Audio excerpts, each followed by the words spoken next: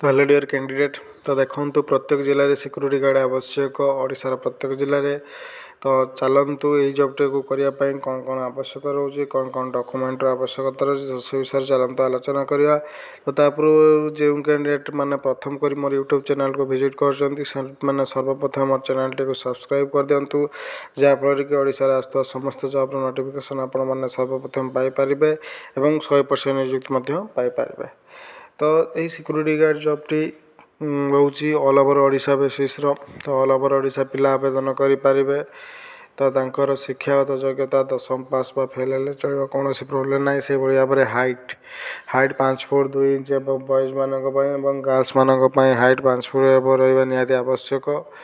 तो से भाव में तांकर दरमा रोचे 10,000 रु 14,000 रहा 8 घंटा शिफ्ट एवं दरमा 12,000 रु 8,000 रहा 12 घंटा शिफ्ट।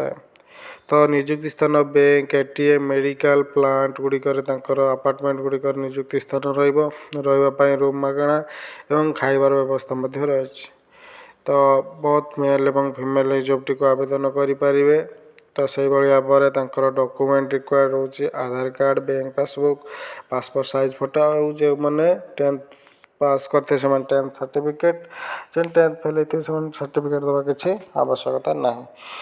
तो यही सब डॉक्यूमेंट गुड़ी को धरी डायरेक्ट ऑफिस को जाई विजिट करी 100% नियुक्ति पाँच। तो डायरेक्ट जॉब रोचे कौन से एग्जाम कौन से इंटरव्यू रोनी। तो जो कैंडिडेट मैंने इंटरेस्टेड अच्छा से मैंने स्क्रीन रे दिया कॉन्टैक्ट नंबर कॉन्टैक्ट करी 100% नियुक्ति पाँच।